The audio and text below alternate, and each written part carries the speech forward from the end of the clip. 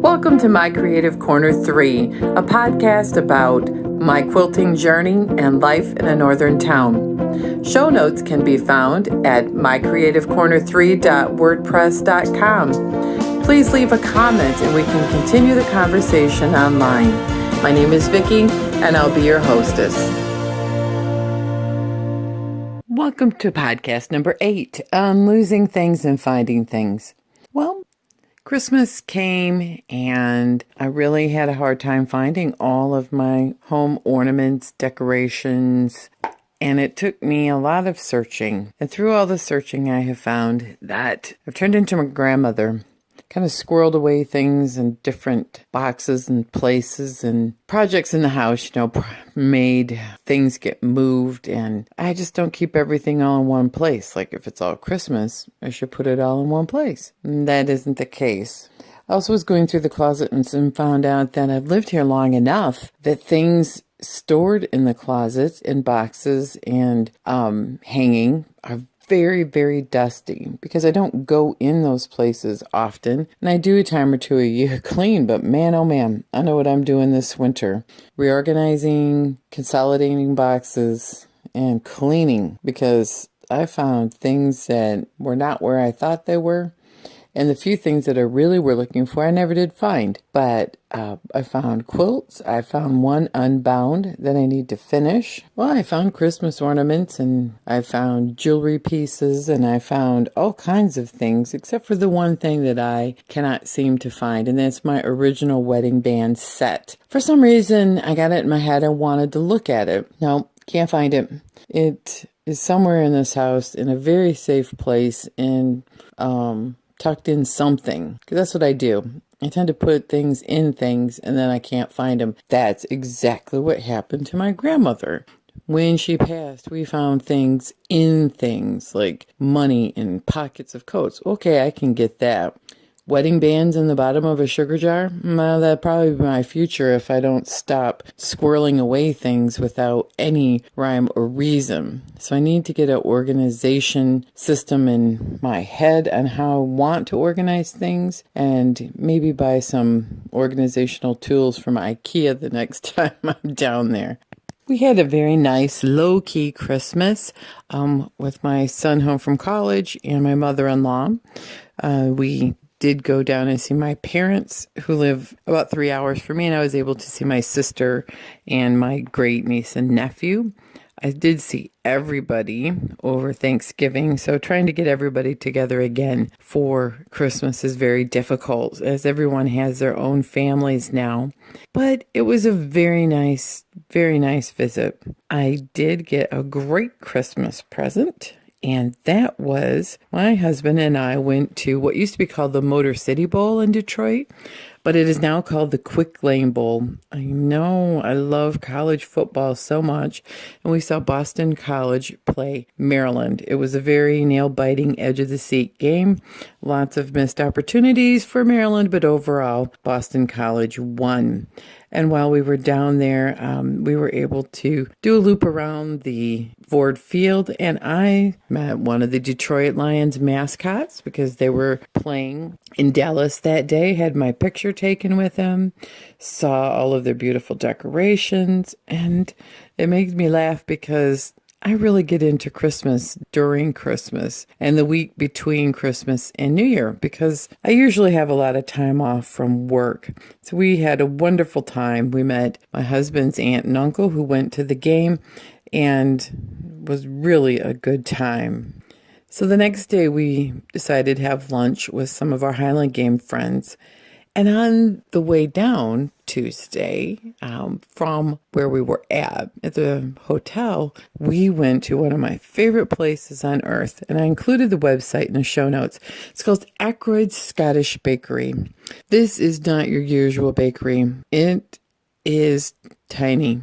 It's in Redford, Michigan. And if you like Scottish treats and meats, you need to go. Of course, they make haggis that I would order ahead of time to be sure they have enough. They do blood pudding. I won't eat those kinds of things, but they make the best meat pies and sausages and bangers. So you can do bangers and mash when you get home and scones and tea cakes and all kinds of goodies. They also have imported Scottish goods like teas and mustards and Iron Brew, the Scottish national soft drink. It's orange, and it doesn't taste like orange at all. All things Scottish are there. I bought quite a few little things like tea towels and food, and I piecemealed out my couple of sweet treats, and we had a wonderful shepherd's pie for dinner last night, and I was just so satisfied. And we went to a restaurant called Gaucho's for lunch with my friends, and it was like a Brazilian steakhouse. Wow, that was amazing. I've never ate that many different types of meat that was brought to me on skewers, and wow, of course, that didn't need to eat for a day and a half after that. So, what is happening on my week off between Christmas and New Year's? Well, we did the football game and lunch, and today we're going to a concert from bands from my youth, Rat and Night Ranger. Then we will come home and ring in the new year. So there'll be lots of time for quilting. We have also changed gyms, so that is going to start this week. We went once and I was able to get different workout in. The cardio machines is what I needed more than anything, but they have a big weight section, free weight section, as well as machines. And I really was doing well with that. So we'll see if we go again today. I'm pretty sore after yesterday. So Christmas time is a time of nostalgia and going through stuff, as I told you, and it's kind of fun to go through all of the ornaments on the trees that are old, and some we have from when we were first married, and I think that's what triggered the whole search for the wedding band issue. I really was thinking about all of the things that are traditions, as children. Really is pretty simple. We usually had turkey dinner and ham, and everyone got together, watched football if there was a game on, played cards. Euchre is the cards game that we played as my family growing up, in Yahtzee. We changed those traditions a little bit because in my house there was only 4 of us. We watched tons of movies over 3 or 4 days while we had our son home. And of course, he comes home from college every year very ill. So it was fun. We watched Dodgeball, old movies, new movies, things that I hadn't, comic book movies that I hadn't seen, like Deadpool and Solomon Kane. But the one movie that is a tradition in our house and has been even when my parents came over a decade ago is watching A Christmas Story. Love that story with Ralphie. It cracks me up. And what's so funny is I pick up a little detail that I didn't see before. In fact, I made a Ralphie Christmas Story quote last year. And the best part of the whole thing is when, in my humble opinion, the best quote of the whole thing is when the dad is fixing the furnaces. And he's talking about his father worked in swearing as an art form that wove a tapestry that still hangs over Lake Michigan. I just really laugh because I think that's funny. Very, very funny.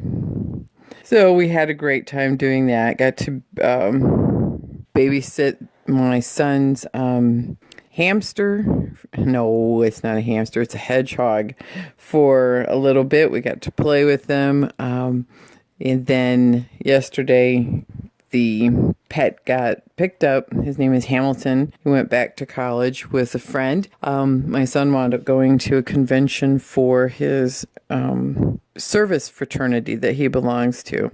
So funny as a parent, you start thinking that your kids are adults and you don't worry about them, but it's like, oh, this road trip he's on, what the weather's going to be like. Oh, do you ever stop being a mom? It's just really, really stop. My daughter is older and has children of her own, and I still do worry about what's going on, how are they doing. She's got all these children, and, how could I help from 2,000 miles away or however far we are. It's not that far. But overall, I'm realizing that you never stop being a parent. So as I'm off this week, I'm working on taking care of myself. So that's what I've been doing. So after we get back from the concert, so it's going to be time for quilting because I've taken a lot of time off over the last week from quilting and sewing. And I have a customer quilt that I would like done before a sew-in we have on January 7th. It's the big diamond shaped quilt. It's pretty flat, but there are some waves with all of the diamonds being on a bias.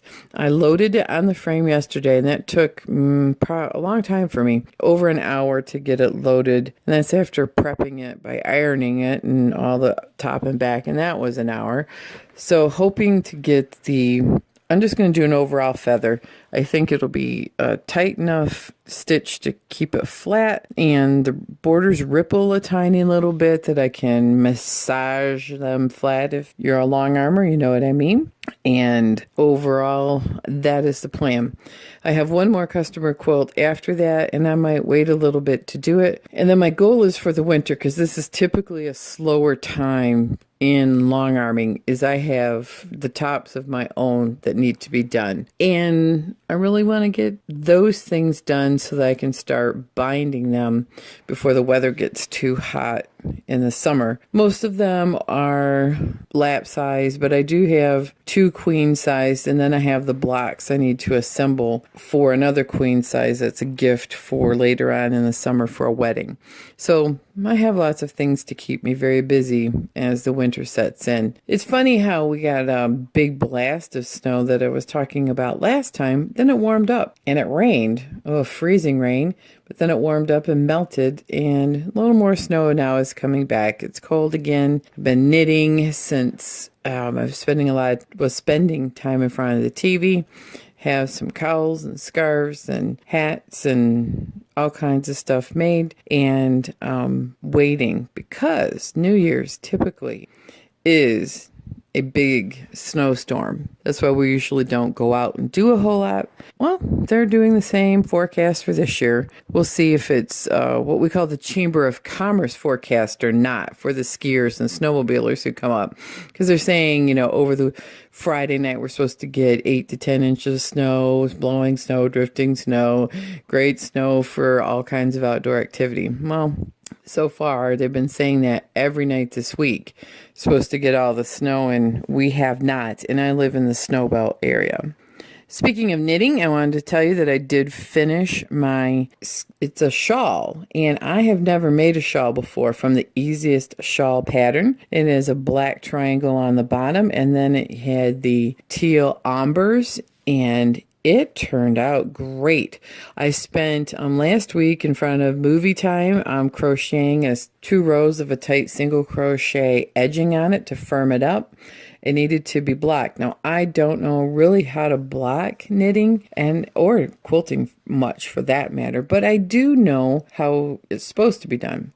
And I talked to a lady who owns a yarn shop and how she does it. I don't have pins and I don't have the boards to put it on, but I do have an ironing board. And this is just for me. So I flattened out and straightened out and pulled to one side, and I steamed it with my iron about 4 to 6 inches above it. I have a super steaming iron, and I let it dry overnight. And I'm going to turn it, and I'm going to do the same thing on the other side, and it'll take me 3 days to do it. And that's how I am blocking my shawl. Yeah, cheater. That's how I do it. I don't want to spend the money on all those boards and stuff because I don't knit enough where I have to block garments or block items at this point. If I start blocking quilts for shows or something, I may invest in that, but not right now.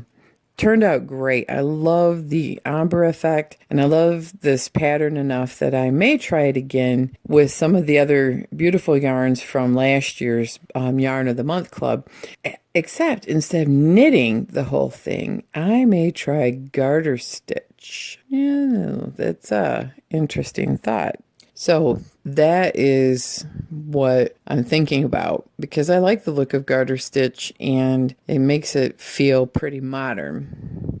But The next project I'm doing is a brightly colored purple, pinks, and lime green cowl. Now, what's interesting about this yarn is that it's spun normally, and then it goes to like a fat, poofy roving, and then it's spun normally. And then what you do is you cast on circulars, you knit where the yarn is normal, and then you purl where the yarn is a roving, and it's making a really cute cowl that is purples, and it goes with my winter jacket. Yep, I'm a purple girl.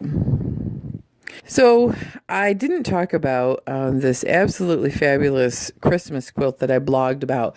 And if you go to my previous blog post, it's a snowman quilt. It really jump-started my Christmas spirit. Two of my friends spent a lot of time making this. They purchased the blocks from a quilt shop several years ago and started slowly assembling them. Except one of the ladies found out that snowman applique is not her thing. So the other friend appliqued all of her snowmen. And then the quilt was assembled by the original owner. It is so cute. Oh, the snowmen are adorable. My friend, she does a fabulous job with applique, and I put an overall swirl pattern on it. I did several stipples for customers who just needed children's quilts done and didn't want custom work. But if you really want to see some really pretty applique, go to my previous blog post about this Christmas quilt. There are about 10 or 11 snowmen on it, and they are really well designed, and the fabrics they chose were adorable. The background, she like improv pieced borders and put them together in a really interesting way with yellows and greens and blues. So it looks winter and not necessarily totally just Christmas, but some of the snowmen do look like Santa Clauses. So it's just really cute. And I thought you might want to take the time to look at that post to see what it looks like. Then I am in the mode like everybody else. Hamilton the Hedgehog went back to school. My son went back to school. My husband and I are joining a new gym. So it looks like, time for New Year's resolutions. I make resolutions every year, and most of the time I keep them. The one that I don't keep is losing 100 pounds, because if I can lose 10, I'm happy, and then gain it back in the summer. But so far I have lost 10 pounds in December, and I want to keep that going. I'm not going to be unrealistic. So I want to just say I want to keep on the path of being healthy, have healthy habits, and I really think joining a different gym is going to help me get different results.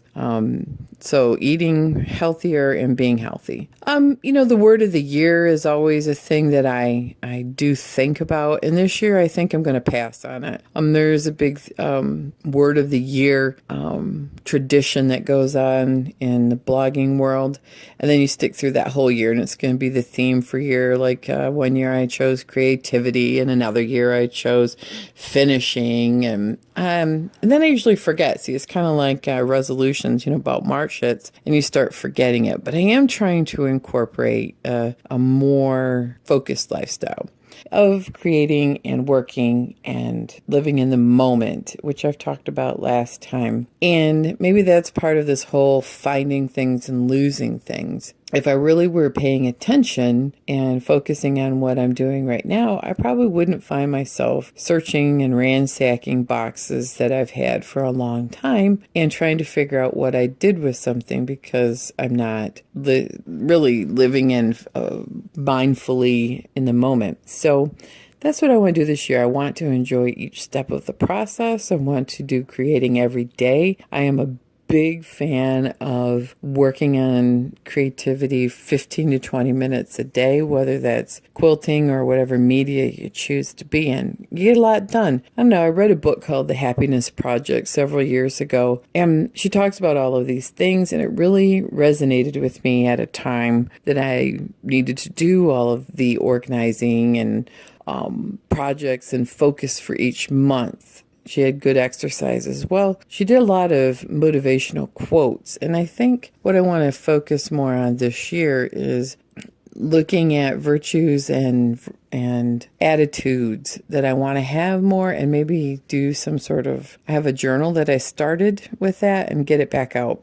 Her quote that I want to stick with for the year is, what you do every day matters more than what you do every once in a while. Whether that's exercise, whether that's sewing, whether that's being kind. And so in that vein, I'm looking at, giving back more every day, whether that's just a smile to a stranger or trying to be more open to listening to what people need and being more quick to react to it. It also means exercise. It also means being more mindful on cooking and focusing, and taking a little bit of time every day to do some creativity for my own creative process versus trying to help customers finish projects or even teaching a class, which I would like to do a class. That's another goal. I would like to maybe do a trunk show.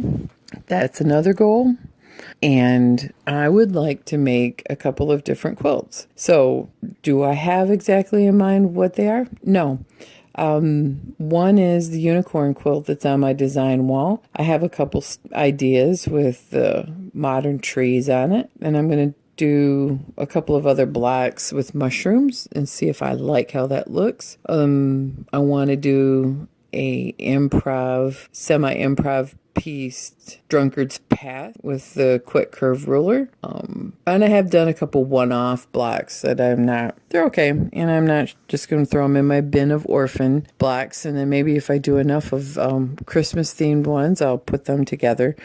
But I have a lot of orphan blocks I could put together. On my sew-in day on January 7th, I'm wishing it was July, I'm going to put together my Tula Pink City Sampler. I have an 8-hour block of time, and I've never sewn for 8 hours straight. I've never gone to a retreat. This is a daytime retreat, and I'm hoping to have all 100 blocks put together in a straight setting, and I have to find the fabric yet. It's going to be probably either a white or a bolder pink or raspberry color.